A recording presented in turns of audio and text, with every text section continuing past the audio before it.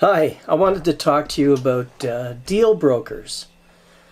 I'm not talking about stockbrokers or house brokers or any type of broker like that. I'm talking about guys who are putting big deals together.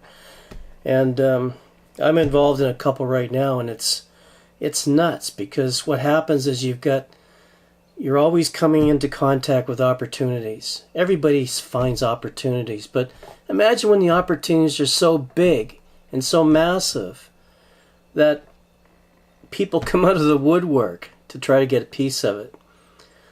One of the worst things that happens is when you're trying to put a deal together, you've got people who are professional facilitators, and then you've got people who know a friend of a friend of a friend, and they think they might be interested, so they flip you their phone number, and then they expect to be part of the deal. Now, on this current deal I'm working with right now, it's probably worth $1.5 billion.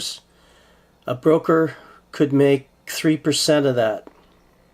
So there's a lot of money, and typically it ends up going to a lot of people at the same time. So that 3% might get divvied up a little bit, but still it's millions of bucks. The problem is you never know who you're dealing with, and one of the problems is you've got someone who sees the opportunity and they represent themselves as the buyer, the deal maker with the money, but they really aren't. What they're doing is they're sitting there working with you while they're trying to find a buyer. And when it comes out at the end that they're just another broker, it just makes everything really messy. You know, they don't have the etiquette, they don't have the plan, they don't know what they're doing, so they mess it up for all of us. I remember trying to sell a jumbo jet back years ago, and I thought for sure I had an easy $2-3 million as part of my fee.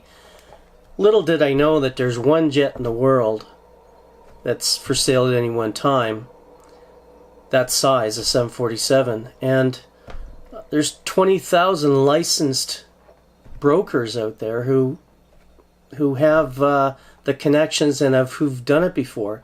Then you add friends of friends and friends, and suddenly the water's so muddy you don't know who you're swimming with.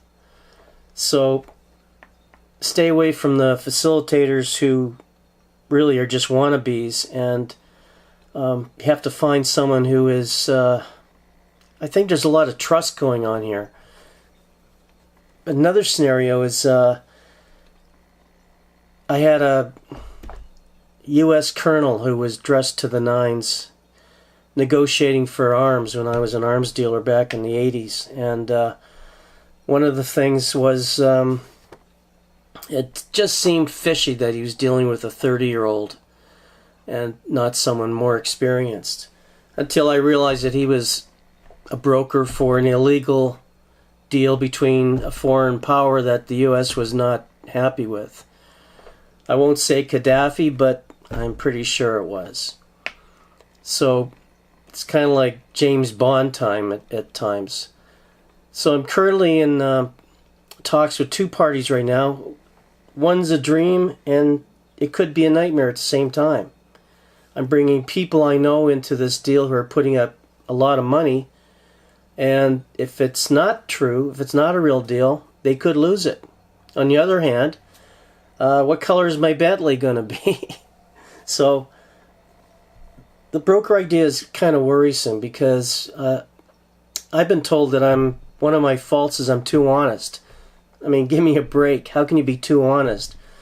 But maybe you have to have a little bit of a lecher in you to make this kind of stuff work. I'm not sure, but I think I'd rather be honest. The commissions I've heard have been outlandish, large. Like a broker can make multiples of 5 million paid out every month for a few months. So I like to go back to the Lehman scale, which is the Lehman formula, which was developed by the Lehman brothers back in the, I think it was the 70s, where he set upon certain parameters that would be legitimate for a broker to collect on one end or the other, not both. That's double dipping. So like 5% for the first $1 million raised, down to 1% of everything above 4 million.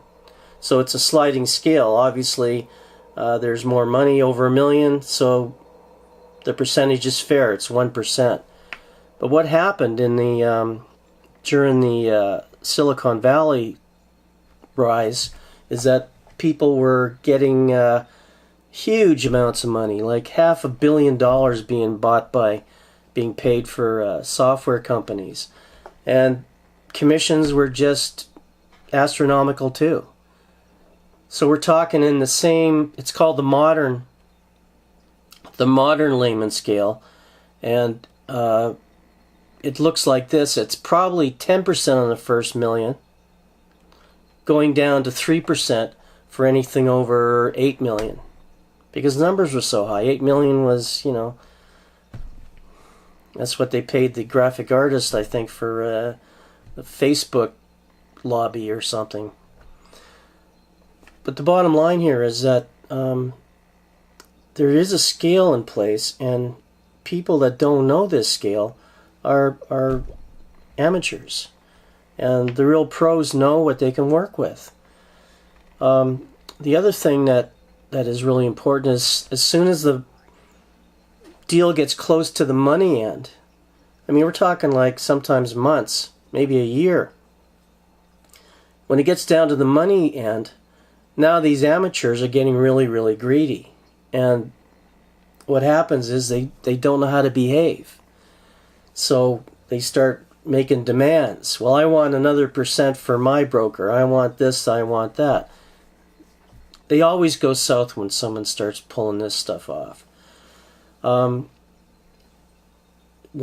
person asked me, how do you protect yourself? Well, there's this thing called the Irrevocable Monetary Fee Protection Agreement.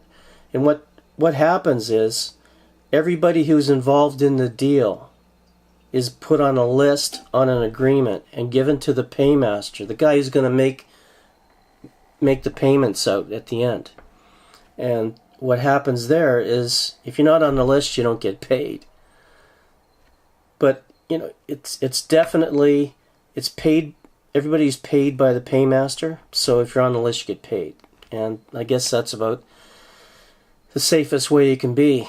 You know, I remember back in the old days when I used to network, I always liked to believe that when I was at a networking event, I was not so much trying to sell myself, but I was trying to find out people who could benefit a client or a friend of mine.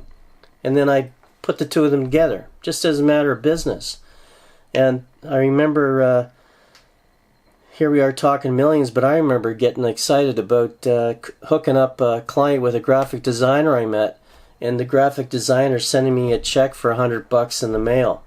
I mean, good old days, I suppose. Now, what color is my Bentley going to be?